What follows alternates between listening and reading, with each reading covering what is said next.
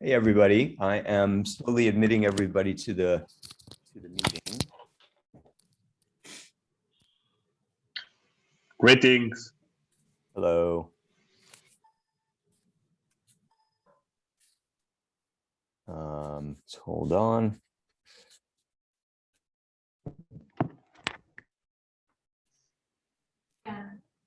What are you talking about? So if you guys could mute yourselves, unless you're speaking, that would be great. We're just letting people in. Oops. Okay. And you may also want to prepare a little introduction to yourself, or cut and paste if you have some sort of a short bio, one paragraph bio. You can introduce yourself in the Zoom chat. One thing that I'll emphasize here is if you could place at the beginning of your intro, put your city, your country, then colon, and then the rest of your bio. That would be great. So we are going to get started because we're at 12:07 our time here in Washington, D.C., and I'll just let people in as we go. But let me just identify or cut and paste some information to start the meeting.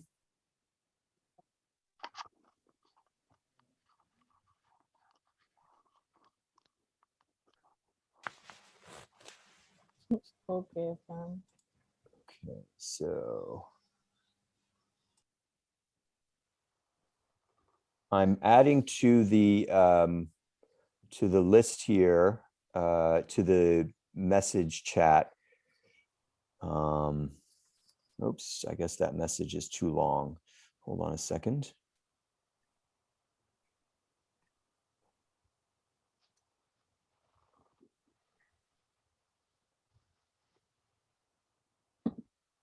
Wasn't exactly wow. Okay. All right, so there's the first part of the message. This is just to introduce you all to the CDRG for those of you who are new.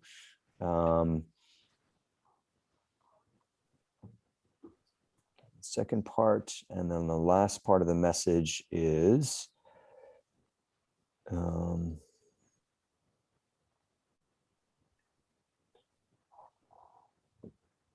the links. Okay. All right. So welcome, everybody. My name is Paul Lachelier. I am the founder and the chair of the Citizen Diplomacy Research Group. The Citizen Diplomacy Research Group is an affinity group of the Public Diplomacy Council, which is a nonprofit based in the United States devoted to public diplomacy. For those of you who might not be clear on the difference between public diplomacy and citizen diplomacy, they're related terms, but public diplomacy is when governments seek to influence foreign publics for better or worse.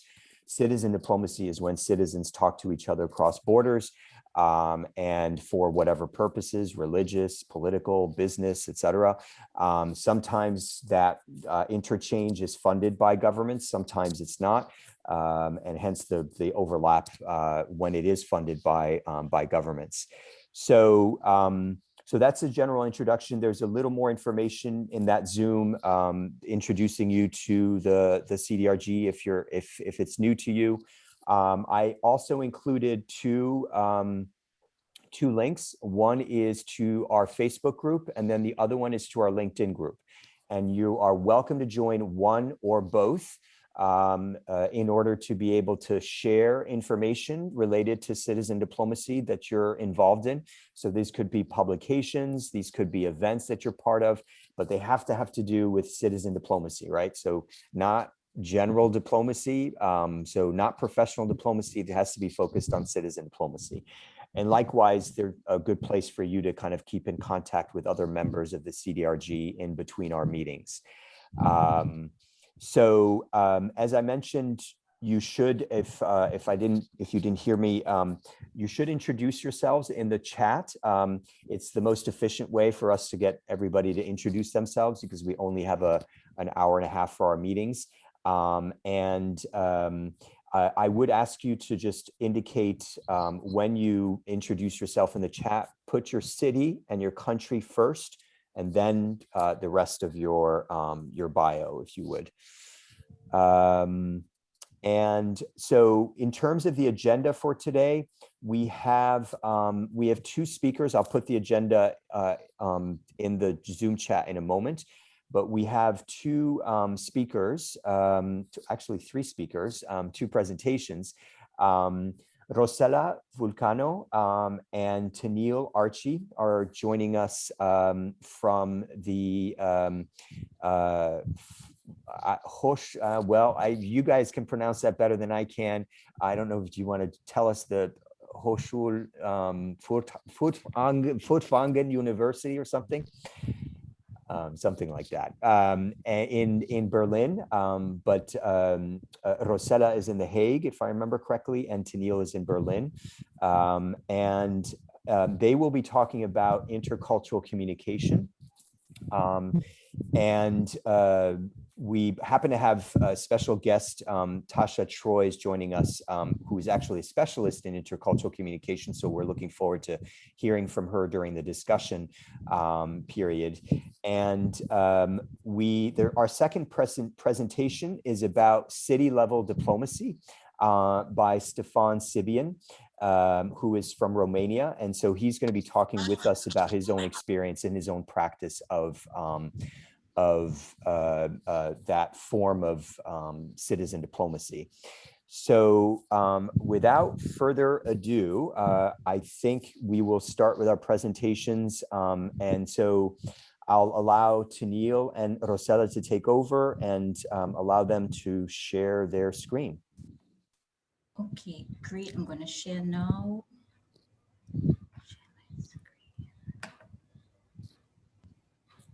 And so just so everybody's aware that each of the presentations is 15 minutes, a maximum of 15 minutes, and then it's followed by a half hour of discussion, open discussion, and then we'll finish the meeting with announcements. So if you have announcements of citizen diplomacy work that you are doing, please prepare that for the announcements section of our meeting at the end. I can start? Yes. Okay, great. Okay, so good day, everyone. Rosella and I are both final year master students in international relations and cultural diplomacy.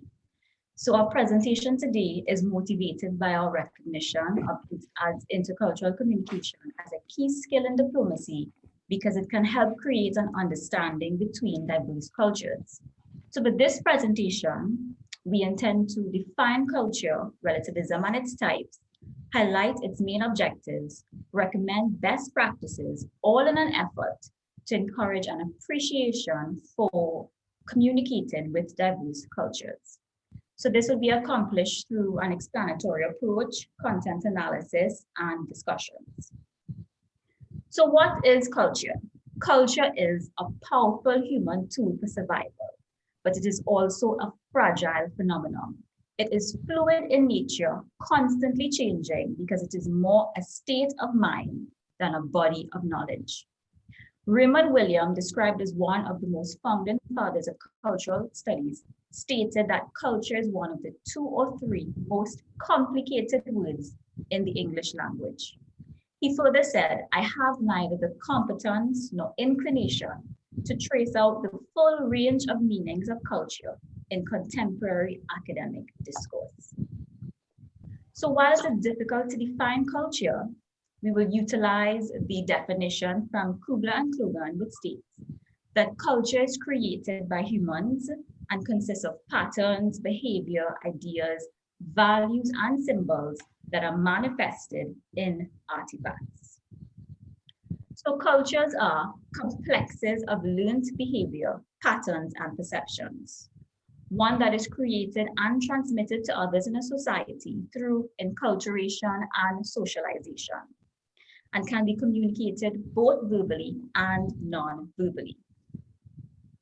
So communication is important when interacting with people from diverse cultures because we live in an interrelated and intercommunicated world, interconnected, where my actions could affect you and your actions could affect me. In other words, every move of ours can affect every other individual in society. When we become more conscious that cultures prioritize values differently and that our contribution can affect the growth or decay of society, it brings with it a sense of responsibility in today's global community. So this is an example of a common cultural difference, which is like monochronic and polychronic cultures, where monochronic cultures are task-oriented, they are stringent with time, and they engage in one activity at a time, while polychronic cultures are more people-oriented, they multitask, and they are more flexible with time. This next slide is a visual representation of both monochronic and a polychronic world.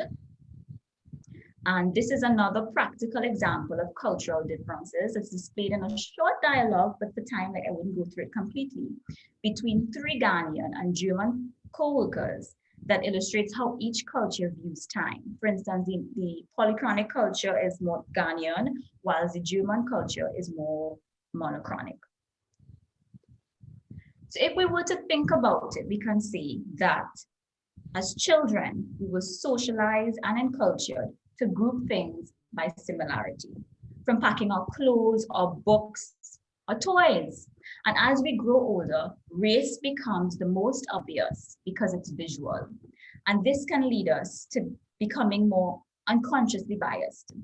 And as adults, these lessons or experiences can be dismantled or solidified to create stereotypes about certain groups.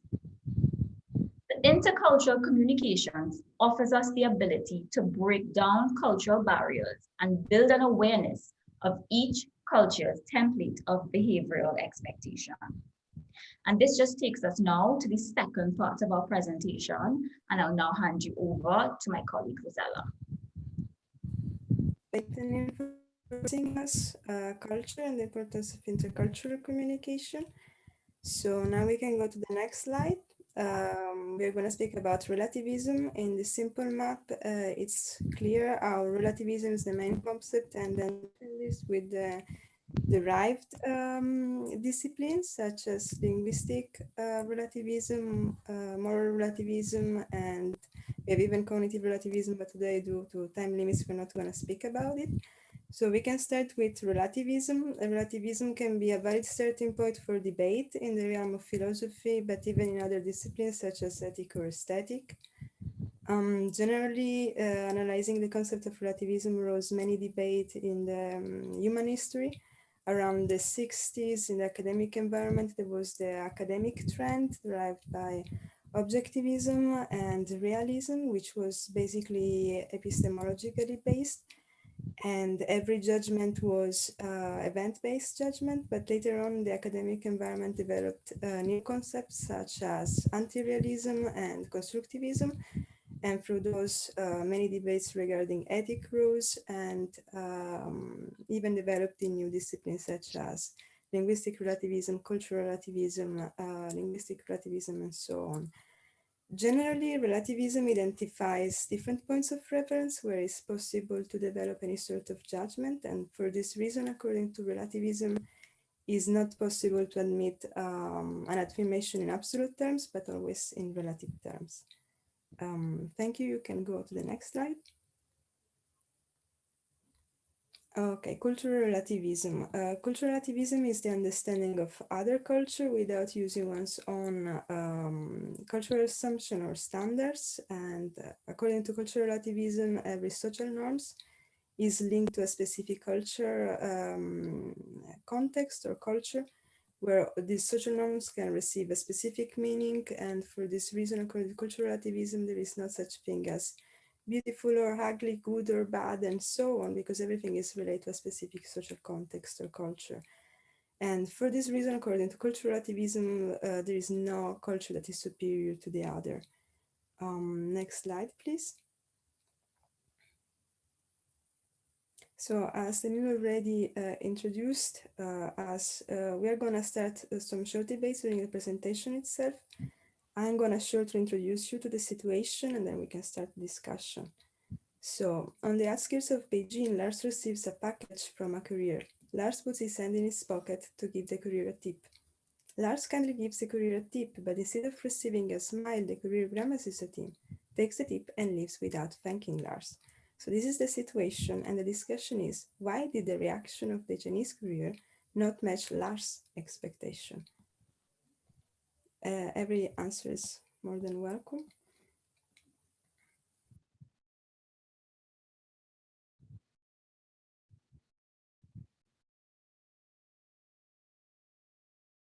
Let's give everybody some time to read the slide and discuss this or answer the question.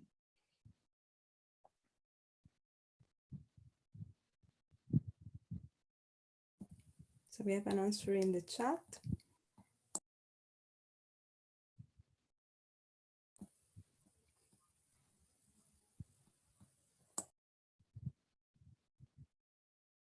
You can even just answer directly, I guess, for the people that are raising their hand. Okay. So this is Kelly. I was going to say that oftentimes in China, tipping can be considered rude instead of a polite thing to do.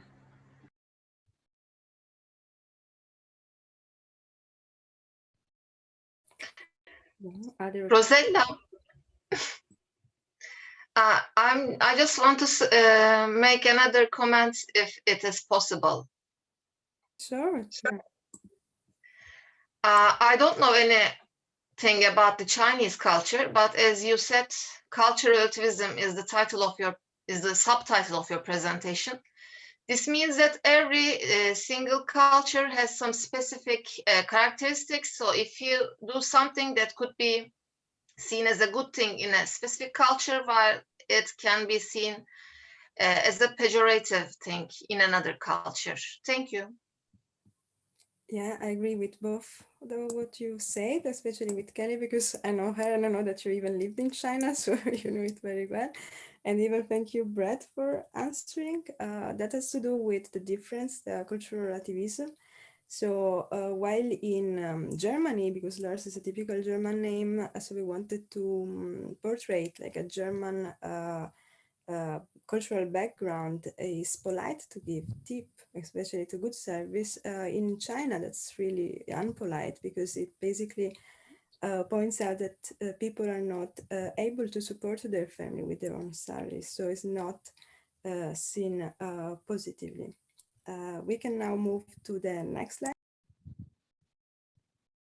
So linguistic relativism, the first one to identify the relation between culture and language was around the 18th century, the Italian philosopher Giambattista Vico. And later on, this concept has been, got more attention from the scholars, specifically around the 20th century in the US. For example, the German anthropologist Franz Boas, that then moved to the US, identified a deep relation between language and culture, and in doing so introduced the concept to anthropology. And later on, this concept has been formalized by the study of Sapir and Worf.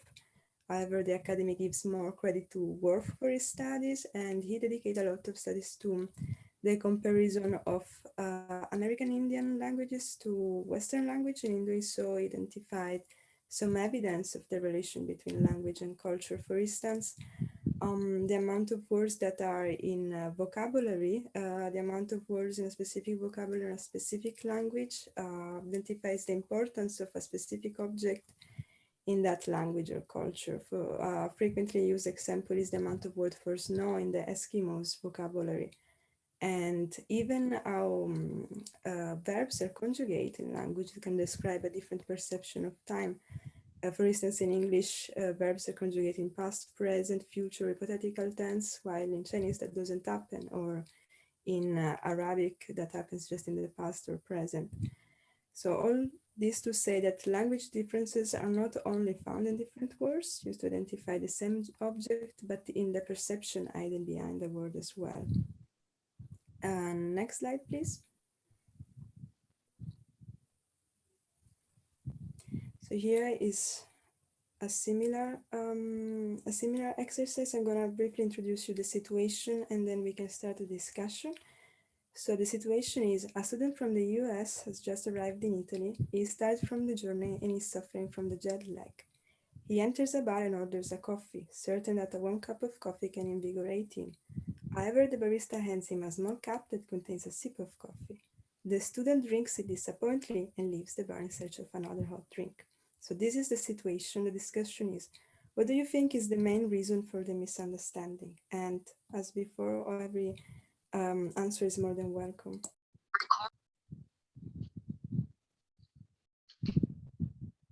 We have already an answer in the chat.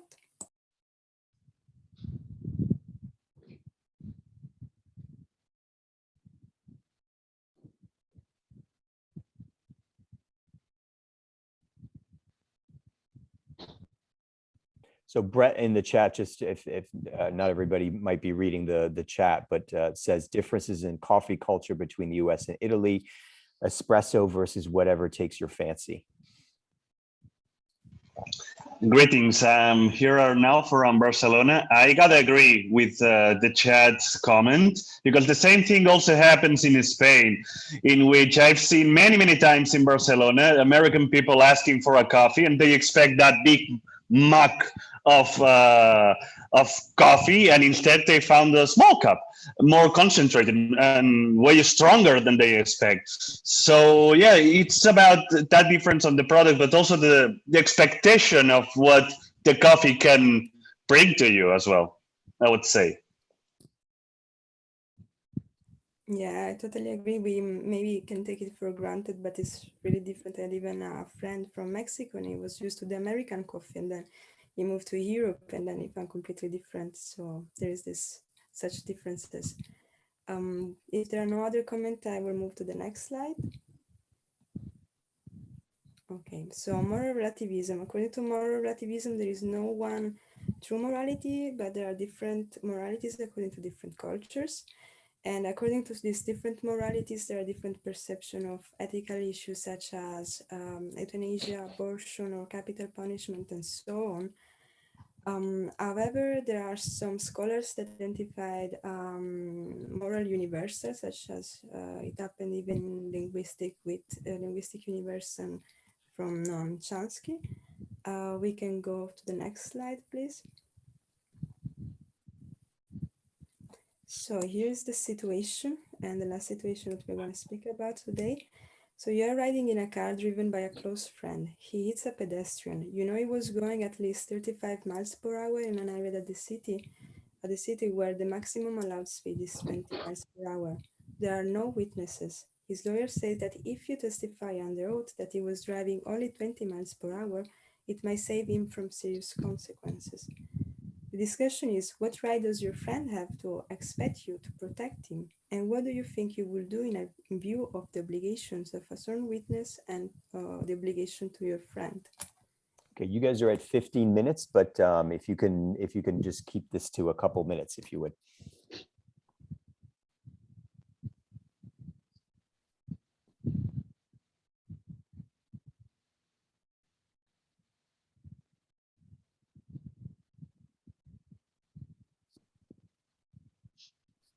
Thoughts?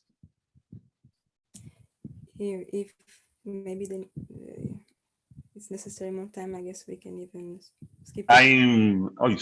No, sorry, Arnau again from Barcelona. I was thinking that I don't want to go astray from the topic, but I was thinking of how even friendship shapes across cultures. Because, for instance, if I were to think in Spain or in Barcelona and Catalonia, I think that most of us, regardless of the quality, I don't like the word, but regardless of the ethics of that single individual, I think that the way to communicate and the way to express the feelings and the thoughts regarding the issue would be very different from other places. For instance, we tend to be really, really bold and very direct.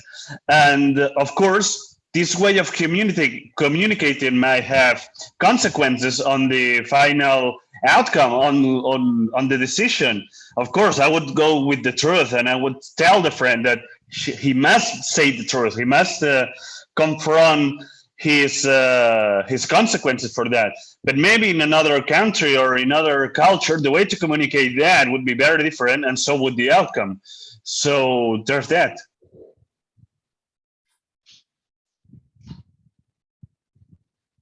And it looks like everybody seems to be airing, at least in the comments here, from Ambassador Clark and from Maritza, that people are airing towards not friendship, or rather principle. But I agree what has just been said, that it's really cultural sometimes, even like your duties, how you feel and perceive your duties towards a friend or towards the society. It's even cultural. This is what we wanted to highlight here. And sometimes it can be even just individuals, so people just have their own opinion about that regardless of culture. So it's nice that it's been highlighted that during the conversation. And I just add that I totally agree with this. This is not about, to me, it's not more culture. It's more an individual thing. You're moral. Whether you're a really honest person, or I mean, you may be charged by your friend, but whether you just lie. And a young person may not be a bad person, but might lie just because they really, really love their friend at the time. But this is not really culture. To me, all around the world, I've met people that have lived around the world. I would not lie. There are lots of people who wouldn't lie.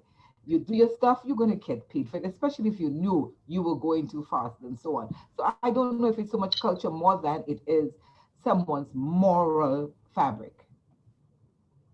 I do want to say one thing regarding, because I do think there's, of course, a huge intersect of individuality and personality and morals, individual morals, right?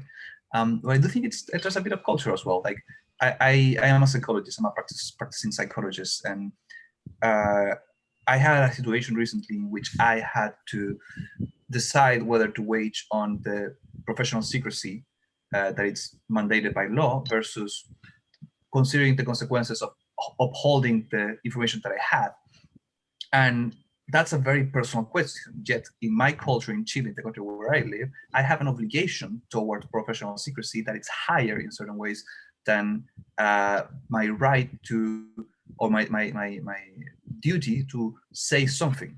And this happens with family. So, for example, a friend of mine, a family member of mine would have had this exact situation run over a pedestrian. I would be, if they were family members, by law, I can uphold my, I have the right to remain silent. I don't have the obligation to say the truth. I just can remain quiet. Whereas if this happens to a friend of mine, by law, I am obligated to tell the truth.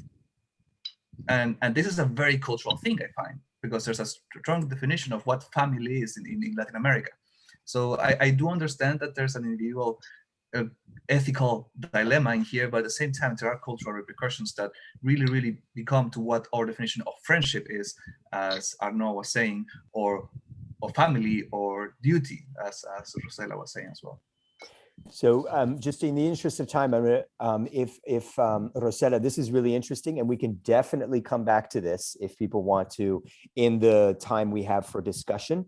But Rosella, if you want to complete the presentation, and then we'll have Stefan talk about city level citizen diplomacy, and then we'll open it up to conversation. And for those of you who raised your hand, by all means, think of your thought, write it down. And bring it up, or if you have a question, bring it up during discussion.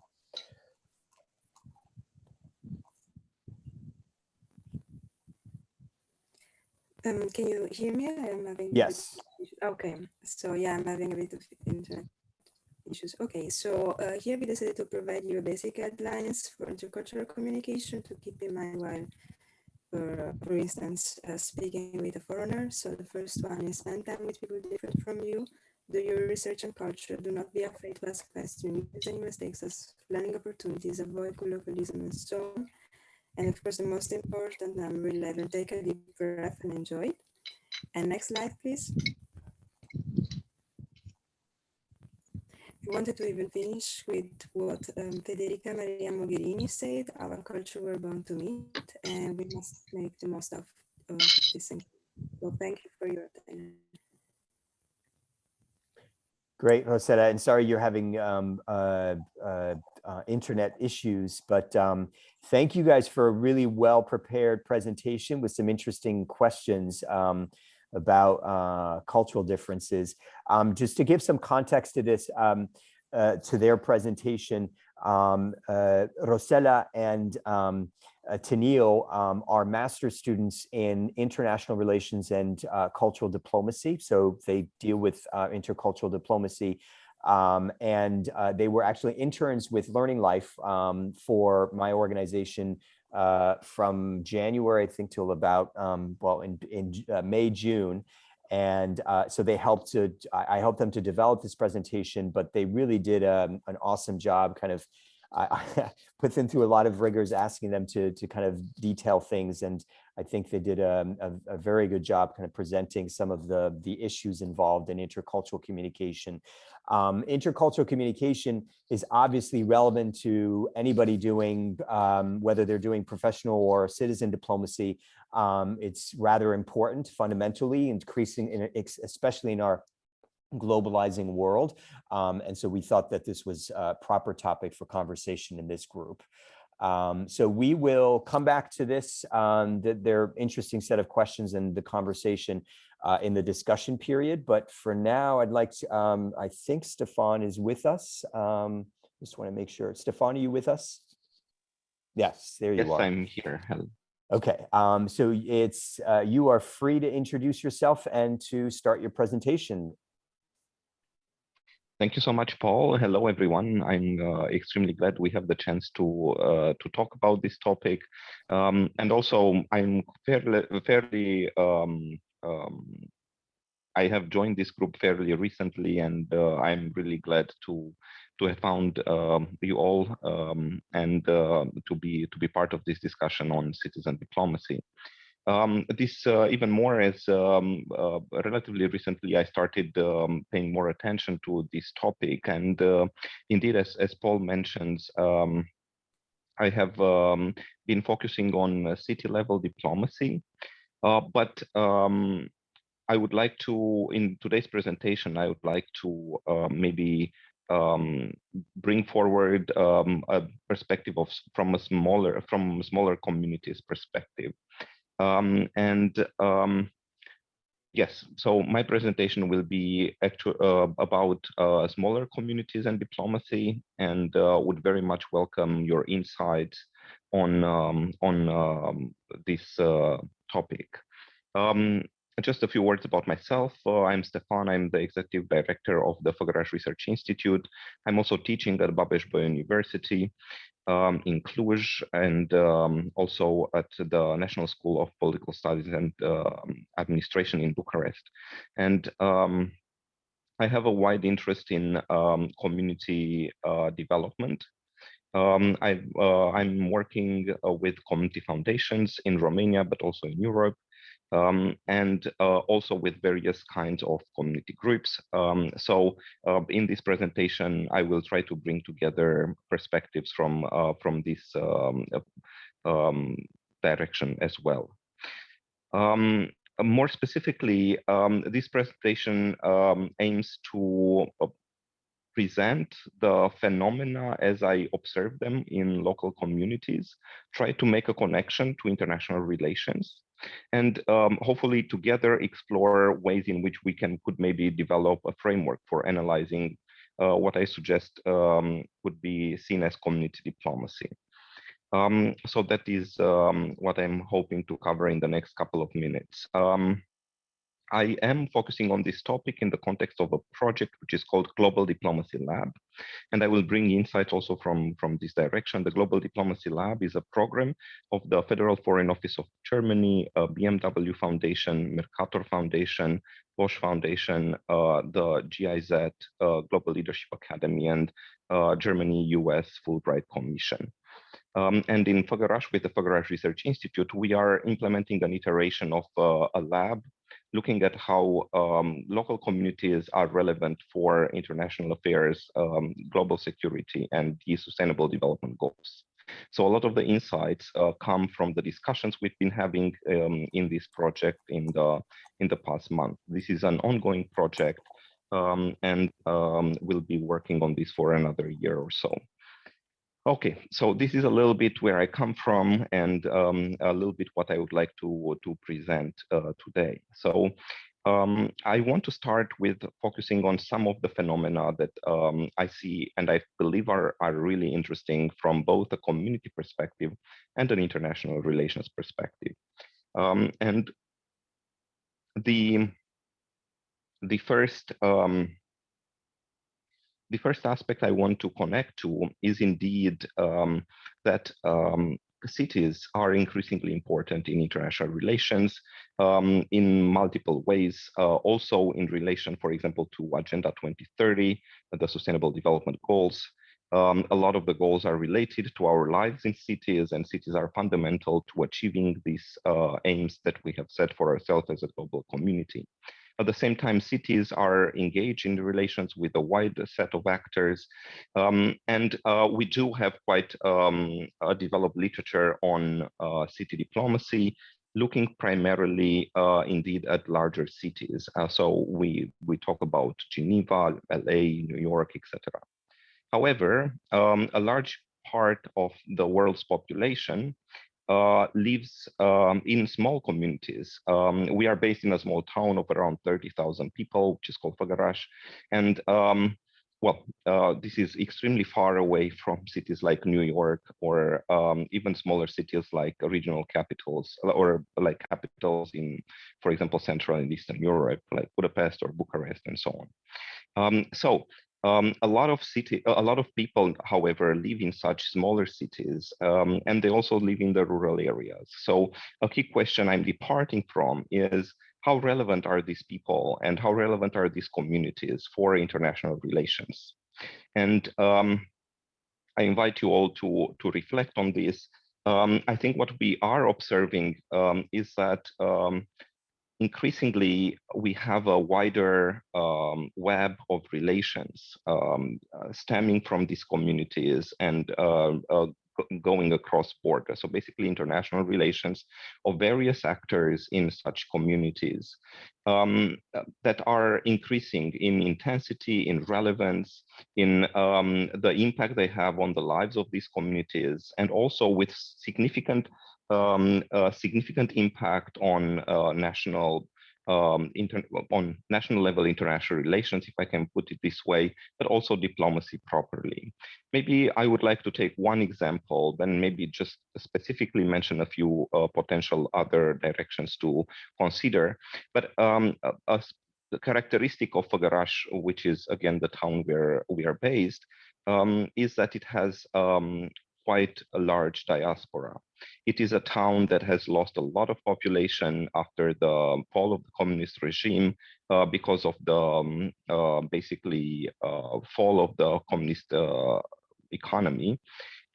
We have a lot of people that have migrated in other cities in Romania, but also primarily in other countries in Europe and North America primarily. So the population of the town decreased by approximately 30%, which is quite a substantive change. And I think what this shows us, or where this takes us, is a situation where we have a community that simply exists in more spaces. We have Fogarash people obviously living in Fogarash, but at the same time, we have significant numbers of Fogarash people living in Bucharest, living in Cluj, equally living in Rome, living in Paris, living in various cities in the US, in Canada, etc. So these people are migrants of the first or second generation. So these are people that are quite attached to the local community where they departed from. They read the local news. They are quite engaged in keeping family connections, friends connections, etc. So they are part of the local community actually in very many ways. So in a sense, we have a phenomenon of quite significant migration that also transforms how the community looks like and how the community exists. The community becomes, if we can call it, transnational in itself. So it's not only that individuals live transnational lives, but rather than significant numbers of or parts of this community relocated in other countries. So we have a phenomenon that generates a wide array of internationally relevant experiences, practices, needs, challenges, etc. And there are maybe more positive aspects like remittances, for example, for the local community. There are some challenging aspects like trafficking of human beings, various types of criminality networks, etc., that lead to quite a huge pressure on consular issues, as well as partnerships among countries for fighting various kinds of crime. So what I'm trying to say is that we have moved from having a localized community in Fogarash to having a transnational community which generates and connects to various other international phenomena, and basically makes this community and other similar communities quite relevant. Now, obviously, there are a lot of things to discuss around this, and I don't want this to go necessarily in a discussion on migration. But I think what we can also see is that within such communities, we increasingly have partnerships between schools and schools in other countries, between NGOs that are part of various networks globally, social entrepreneurs, businesses, etc. So the vast majority of community actors start to be increasingly international and start to develop international relations with a significant impact on how community works. So this is, from my perspective, calling for a better framework to be able to connect these kind of international phenomena that are generated by such actors, and how this connects to national level diplomacy, how we see in the US, the Department of State has started a unit for subnational diplomacy. The dynamic between diplomacy, let's say, active cities and ministries of foreign affairs is without doubt quite an interesting area to explore.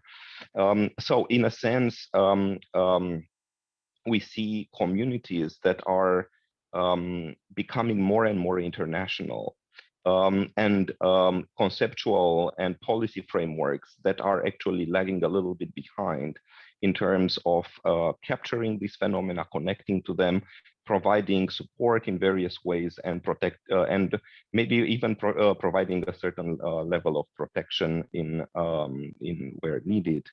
So within international relations theory, and maybe I will conclude with this part. We do have quite a number of approaches that could potentially support us in analyzing this phenomena, and some of them are actually quite spot on. And I'm referring here to the English school, for example, which put forward versions of world society where subnational or like non-state actors are increasingly or are becoming more important than states. So there are versions where theory can help us to understand how a world where non-state actors become increasingly important in international relations works, and how potentially we could analyze it. Also, we have internationalism and post-internationalism that also looks at the non-state actors and their relevance for international relations.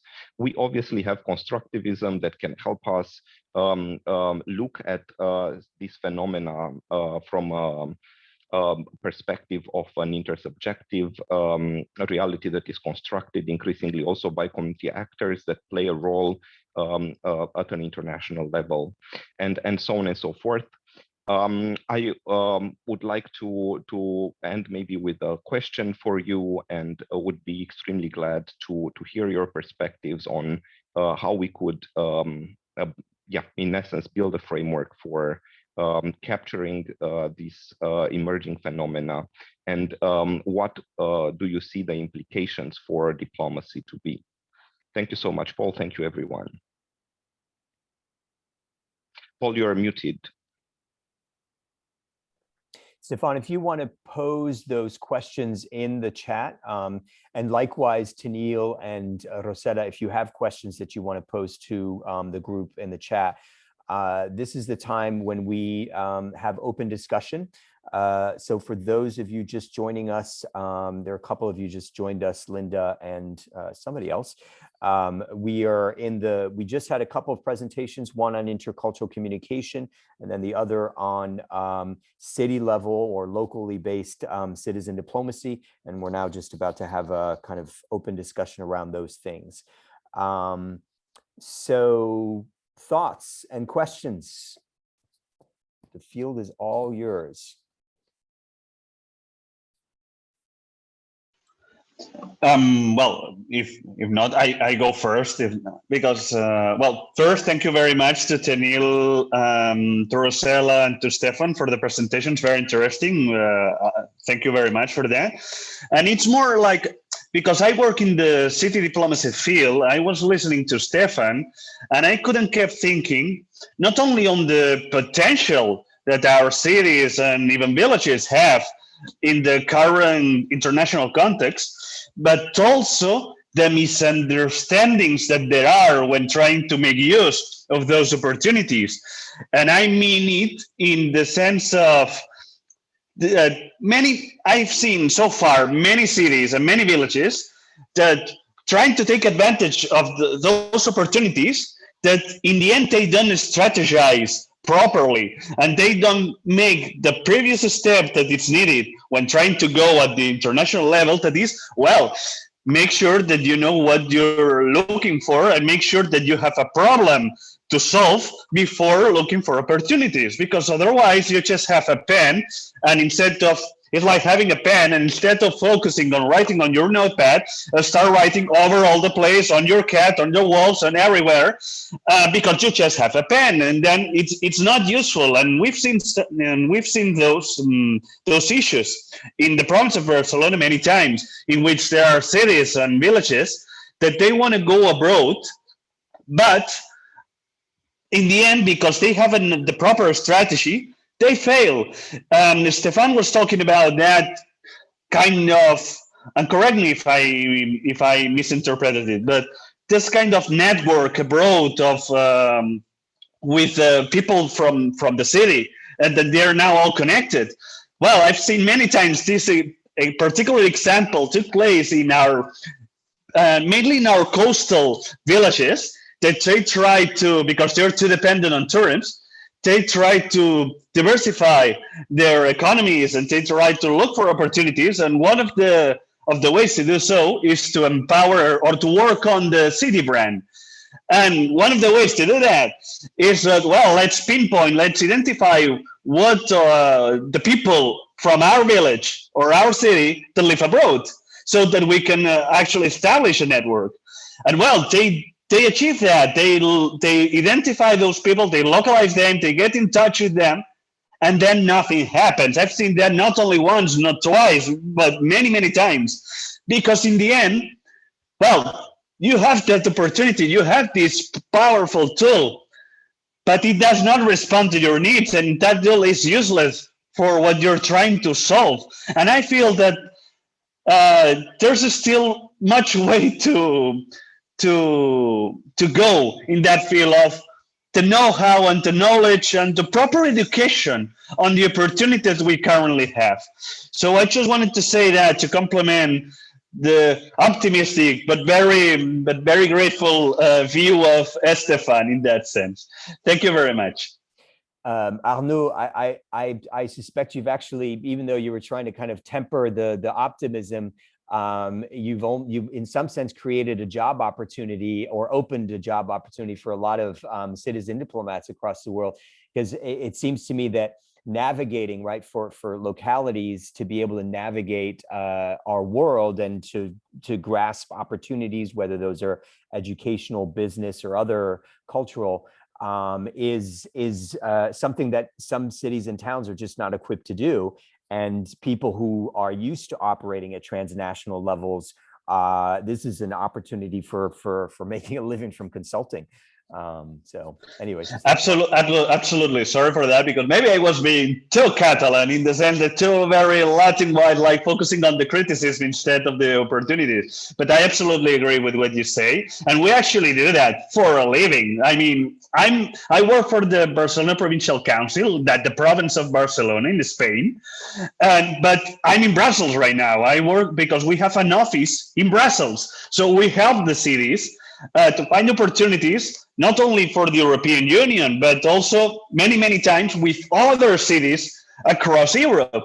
So, of course, we absolutely agree with all the opportunities, but I feel that it's very important to insist on the need to educate and to provide that knowledge before just going overboard because we have the tool. And that's our work. We have this responsibility of educating our cities or providing the tools and the knowledge to those villages that maybe they're not aware of those opportunities and risks when going abroad. And well, it's our job because we have the resources and the human capital to do so. And of course, in the intercultural communication field, there's a lot of way to go in this regard, because many cities also, they don't go abroad because, well, something as silly as the language barrier, well, it's there. And it's our job also to help them to overcome those barriers by being there, but also by providing tools to, well, to let them know that it's easy to do it. It's not just about speaking the language, it's also about having the proper mindset. So yeah, absolutely agree with that.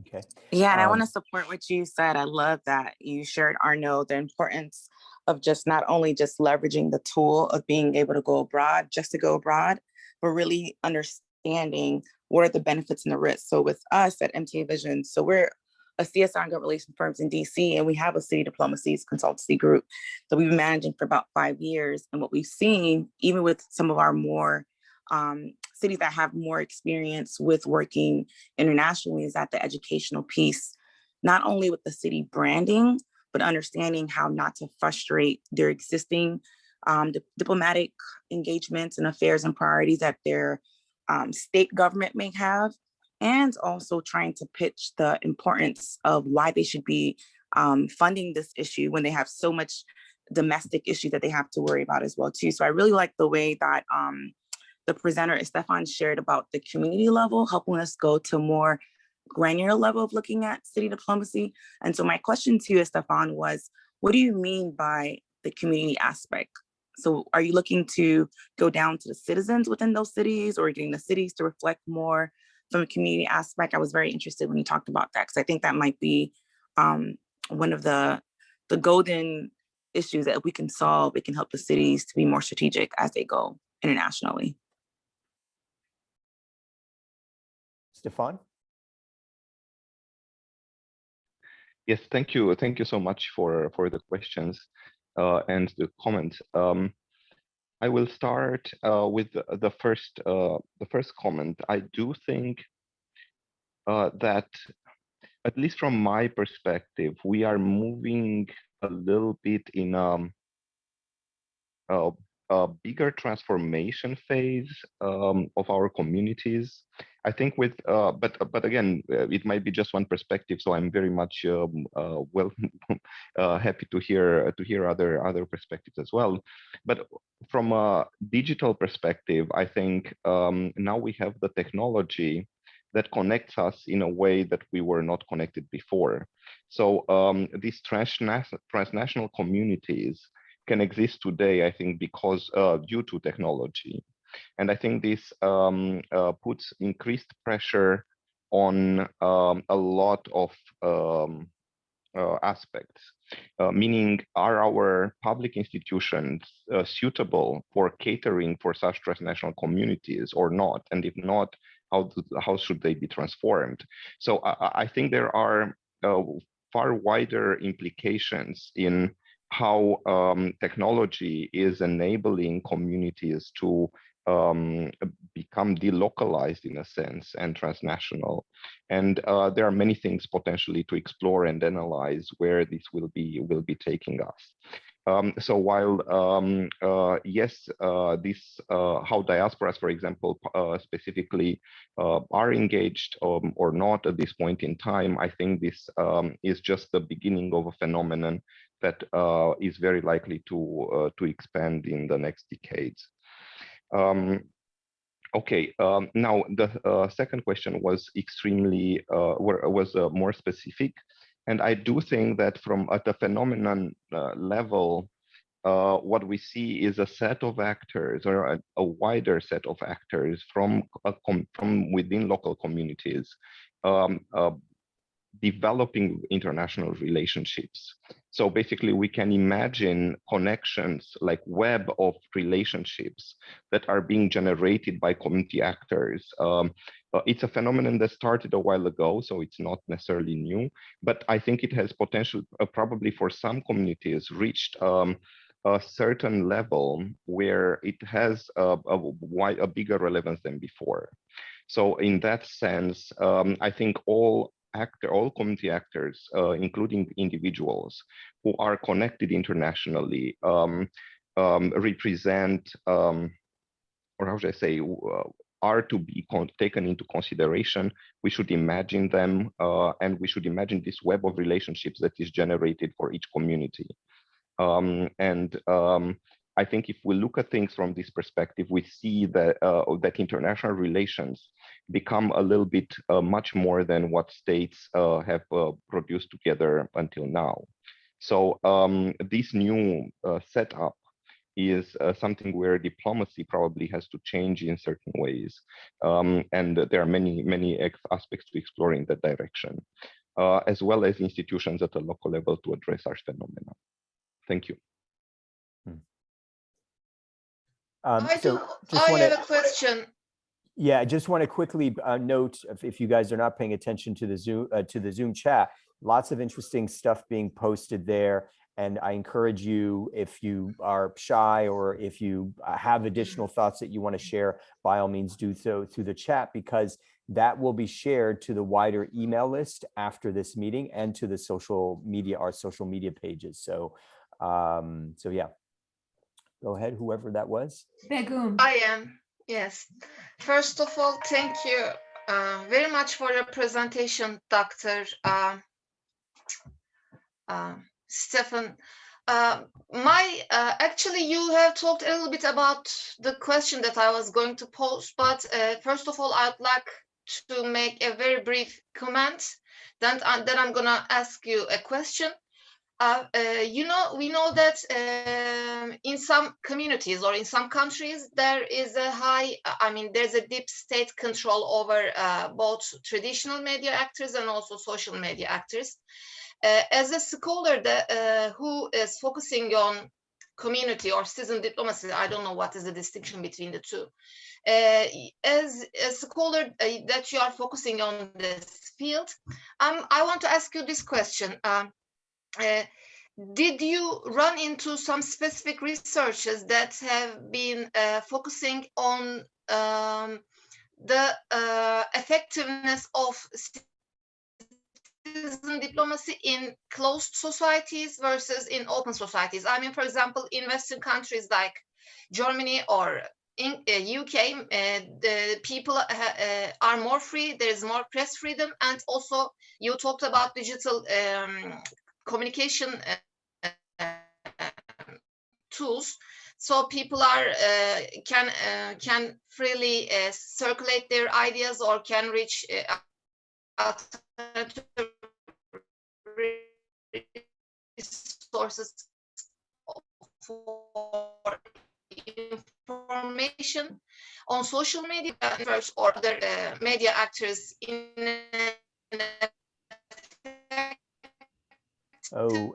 way are more successful in. Thank you. Begum, Yes, I completed my statement. Yeah, so I don't know if we got all of that, so you may want to just write it in the chat. But if I understand correctly, part of your question was, what does this kind of city level diplomacy look like in more authoritarian states versus non-authoritarian or democratic states? But if you want to add to that, I don't know if I don't want to add anything. Just based on the previous speakers, Arno and the other speaker, I just try to give my thought. Okay, great. Others. One person I'd love to hear from is Tasha Troy, who is kind of a specialist, and we haven't actually talked about Tennille and Rosella's presentation on intercultural communication. And of course, there is a linkage, right? It's interesting, Arnaud to some extent raised this, that there may be some issue of kind of a failure of intercultural communication when city level diplomats are attempting to establish business ties or other kinds of ties with other communities across the world. But Tasha, do you have any thoughts on either of the presentations or both? Well, I have so many thoughts, it's hard to know where to start. So as a world traveler and a student of languages and cultures, it's really fabulous to be with this group who values this interchange, this cultural interchange that we're discussing today.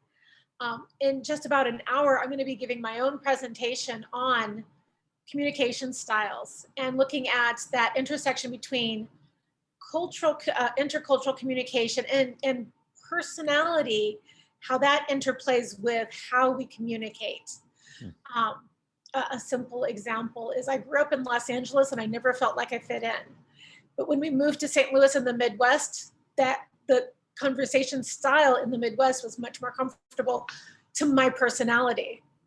And then when I lived in South Korea, it was even more comfortable. So comfortable, I stayed there for 8 years when I really planned to stay for 1. So personality and intercultural communication really intersect in interesting ways, I'm finding. That's a great point. Others?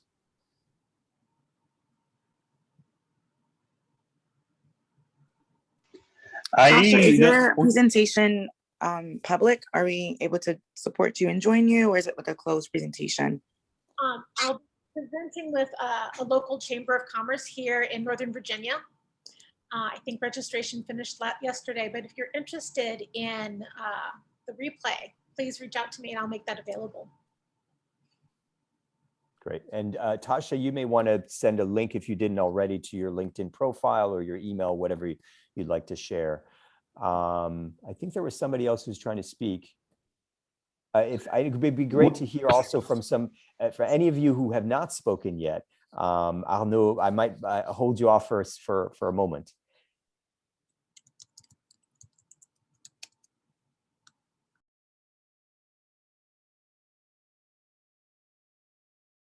I'll start naming some names. Deborah, you mentioned something earlier, but in the chat about high level and lower level context. I can't remember what the terms were. Christo, Peter, Giulian Bertaglia from, I'm assuming somewhere in Italy. Would love to hear from you guys. I think we have somebody joining us from Russia, if I'm recognizing that language name correctly. But any of you have any thoughts?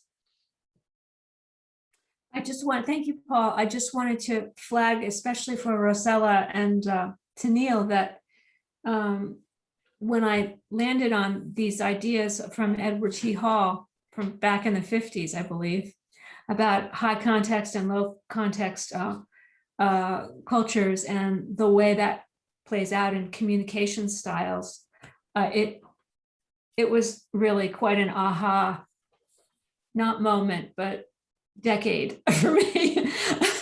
And because there are so many shades of different cultures and the way that they interact, that really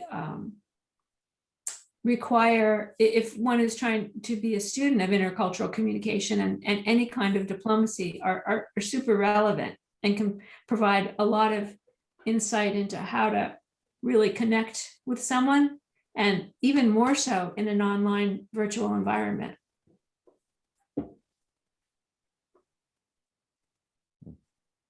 I could say, yeah, thank you so much, Deborah, because of time, we could really get into high and low context of societies, because with culture, it's such like a multifaceted thing. We just had to take one issue, one aspect of it to look at it, because there's so many things that define why people do what they do and the causes for their actions. So we just wanted to stick one, but I think culture is like with Rosella and our presentation, is like such a valuable like foundation that we could build so much on. And I also really enjoyed Stefan's presentation about community diplomacy. And for some reason, I could see how some of them could kind of like marry into each other, because within communities in the diaspora, there's a lot of cultures that is represented in it.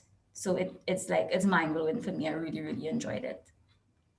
Yeah, I think this connect, and Eve, great. We'll come to you in a moment. But I find that interesting, and I hadn't thought about this kind of the diaspora communities, right? That like Fagaras in Romania, seem to have almost some sense of advantage in city level or international citizen diplomacy, because they have these. In the case of Fagaras, and I'm sorry if I'm mispronouncing that, they lost 30% of their population to other parts of the world, but that loss turns out to be an opportunity. And so it seems that diaspora, which is oftentimes seen as a sense of loss, is also a sense of is an opportunity when it comes to international citizen diplomacy. Eve. Yes, thank you. It was a very wonderful presentation, and I learned a lot from the presenters. So when we are talking about the diaspora and the culture, is a very complex issues, and in some points we are confusing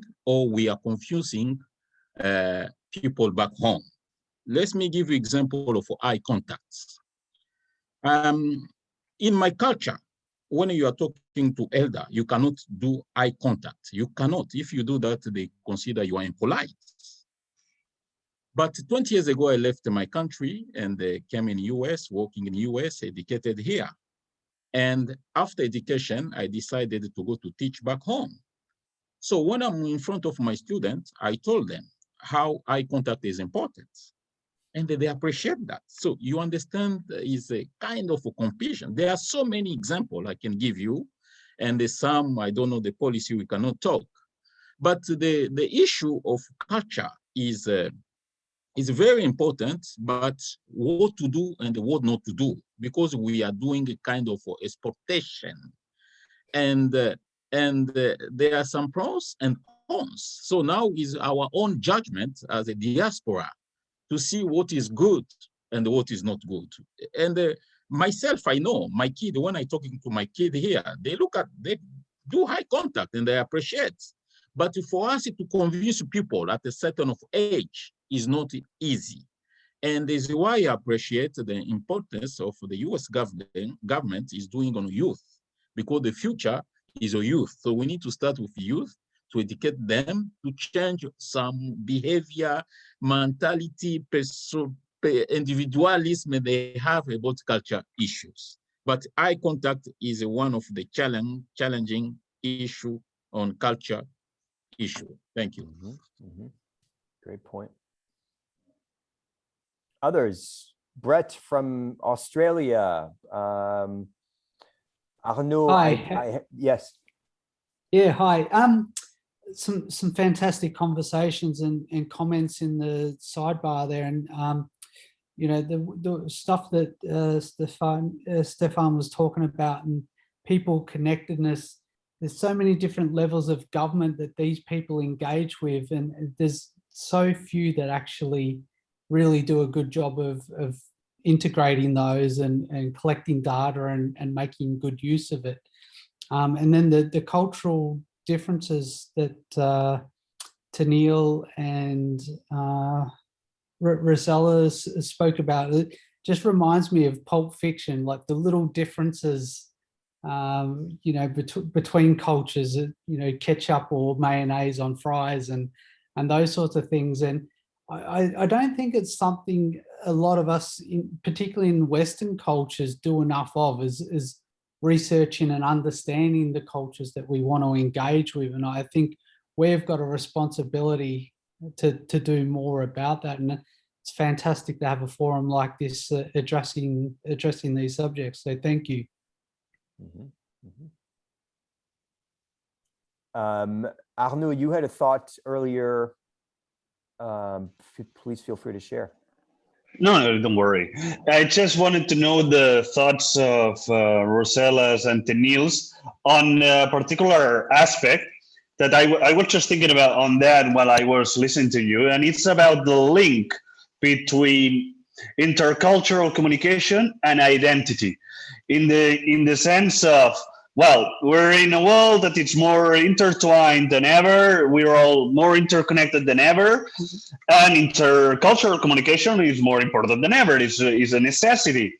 And I was thinking of, well, maybe we assume that this possibility and the fact that intercultural communication is more present, maybe that's, well, maybe we assume that that's helping us to build a more like international or cosmopolitan identity that is shared across the countries. I would just like to know your thoughts on this assumption, and if you know if there's empirical evidence on that, or if there are studies, or if there are other, you know, schools of thought or lines of thought, or just to know what you think on this link, and if it's really helping us to build a more cosmopolitan world, or it's just a way to better defend our interests across borders, which is very different than building a proper cosmopolitan and shared identity.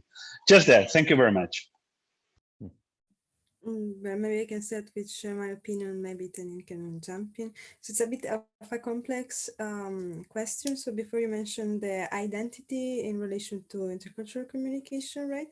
I found even really interesting what Tasha, I guess, just mentioned before, our identity really has an influence on intercultural communication and where, for example, you live and how you match the people and everything. So it's really interesting to see these differences. I think that culture has an influence for sure, even on our personality, even though we don't see that.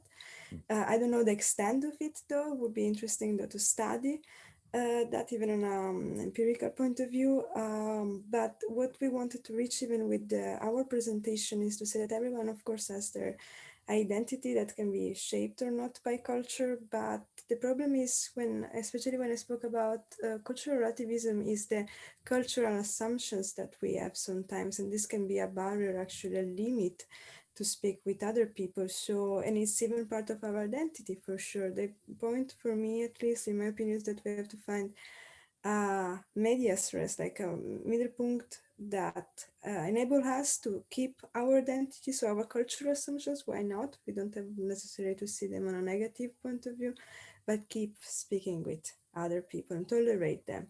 And the second question, I think, is if intercultural communication is beneficial for everyone or just for ourselves. Did I understood it correctly? No, I just wanted to know your thoughts on the role of intercultural communication in building an identity that goes beyond our territorial, so to speak, our territorial identities. That is the a cosmopolitan identity. Right. Yeah. Exactly. That's really an amazing idea. I don't know if you guys know about Esperanto.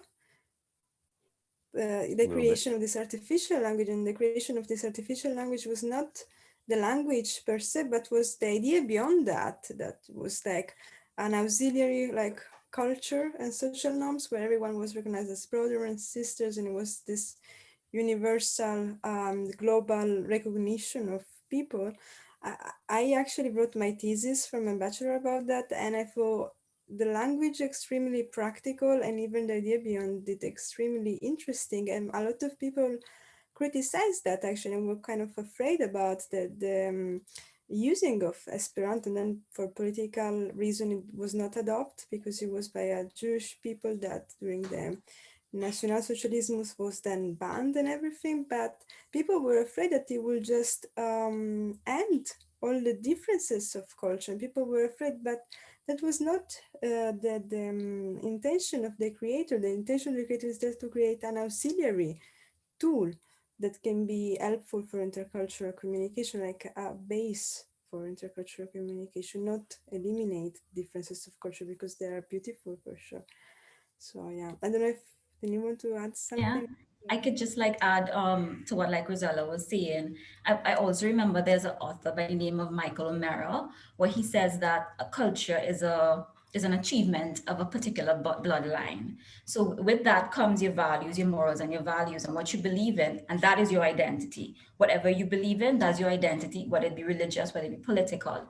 And if we were to take it like a metropolitan culture, I would say it would be, for me, I would think it's probably like a hybrid culture where different cultures come together, a little bit of what one person's belief, like they rub off on each other. Because I'm from Trinidad and Tobago, which is a multicultural and diverse country with the Indians, Africans, and Chinese. So even though I may not be Indian biologically, because I live with Indian people, certain aspects of their belief might rub off on me, whether it's Diwali, I'd be like, okay, you know how to you know how to carry about yourself around certain times. So it's not like you have to be that, whether it be a culture or religion or what that it is there, but being around people of numerous or diverse cultures, you actually probably inadvertently probably adopt certain things, because if it's like a friend or a family, you would want to respect them because you want to probably maintain the relationship, or whether it be international relations or citizen diplomacy, you want to maintain the relationship that you have with them. I don't know if that like answers the question, but that's like how we see identity, yeah, in a sense.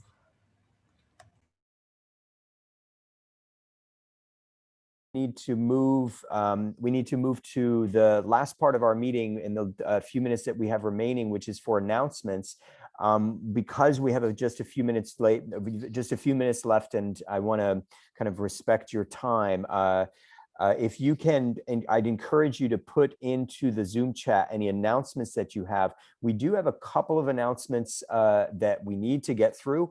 One of them is from Rosella, who very kindly helped to assisted in the development of our citizen diplomacy bulletin, which comes out with every meeting. And that is, among other things, a set of news and publications in citizen diplomacy. And so she needs to present briefly, and then Deborah needs to present briefly on an invitation essentially for a meeting that we're planning to have for the next meeting of the CDRG, focused on the impact of COVID on citizen diplomacy. And so Rosetta, if you could go first, and then Deborah, and then if we have time, we'll allow others to present as well. Yeah, I'm gonna share my screen and see if it's gonna take a bit. My computer sometimes is slow.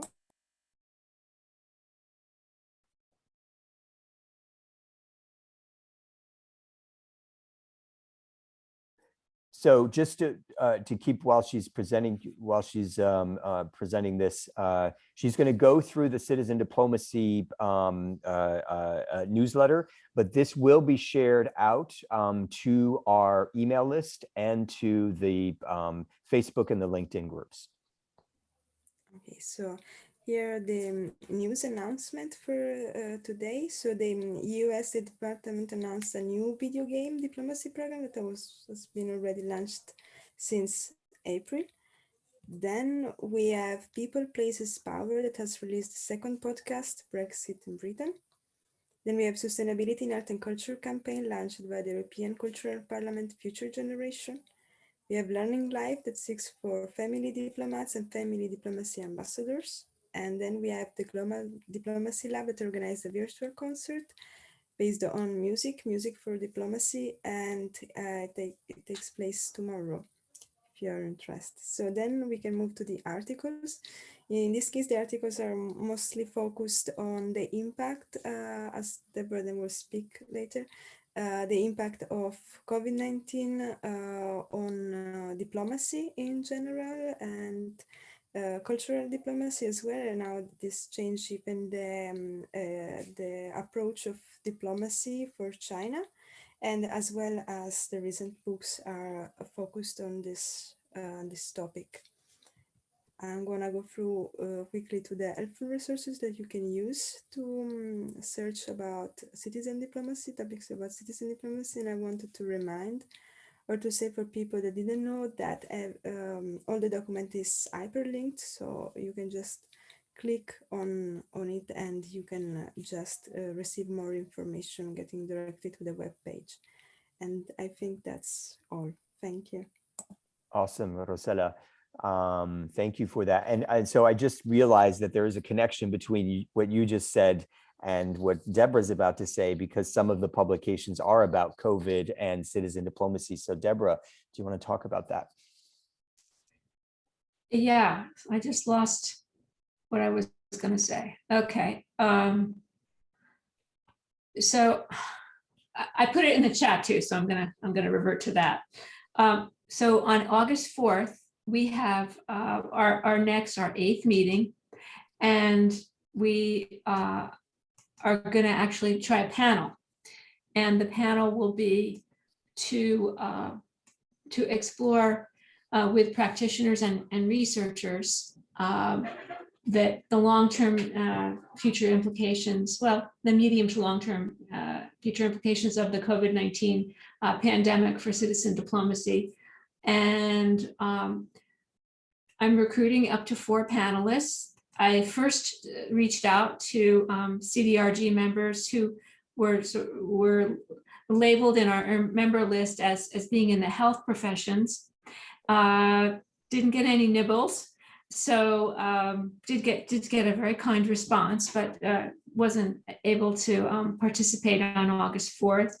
So I'm just putting out another pitch because we'd really like our members to have a chance to present. 5 to 7 minutes. You know the format, not terrifically formal, and to share your insights and your research on what it's been like to do programming or to do research in the citizen diplomacy space during these last 15, 16 months. And just email me if that's okay. I put my email in the chat. So, and in fact, a couple of the publications that Rosella just talked about refer to authors who I'm pursuing, and hopefully at least one of them will be on the panel. Thank you. Mm-hmm. Great. Other announcements?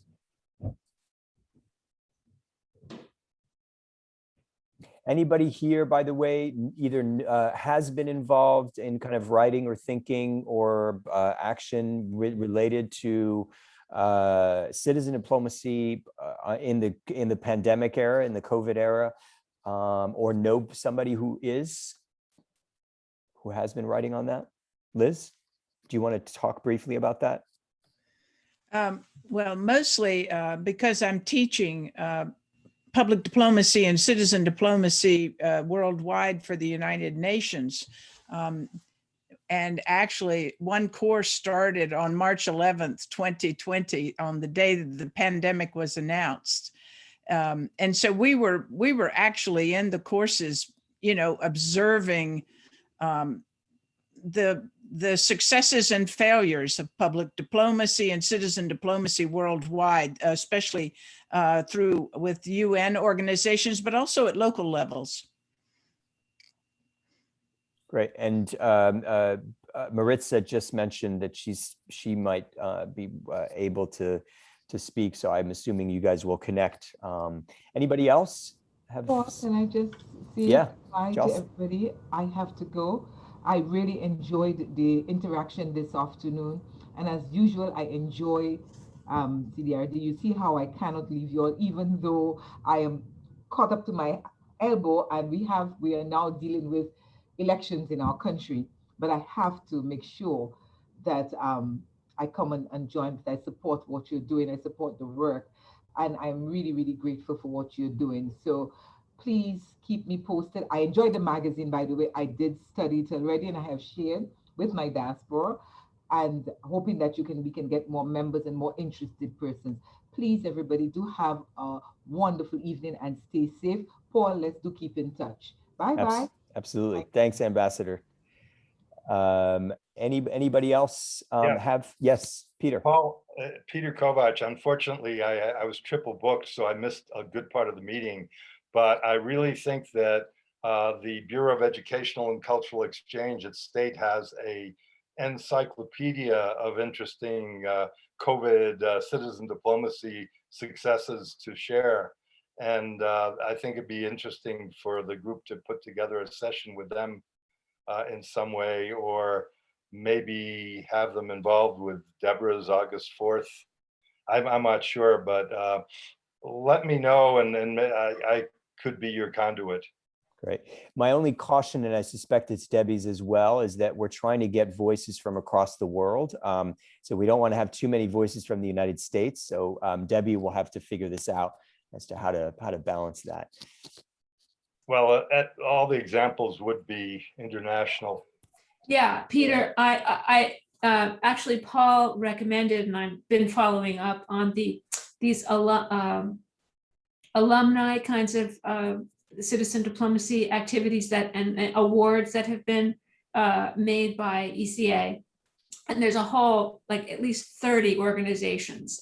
So I'm starting with, one, it's an LGBTQIA organization that's been doing really interesting work in this space virtually.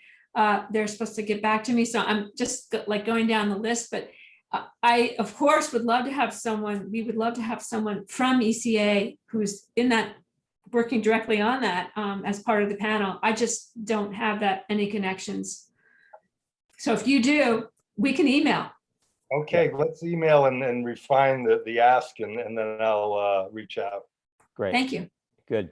All right, we are at a little past 1:30, so in the interest of time and respecting your time, guys, I thank you all for your engagement, and look forward to seeing you online, either on our LinkedIn group or our Facebook group. Again, feel free to share citizen diplomacy related work through that, and thanks again for your participation. Thank you very much. Have a nice day. All right, everybody. Bye. Bye.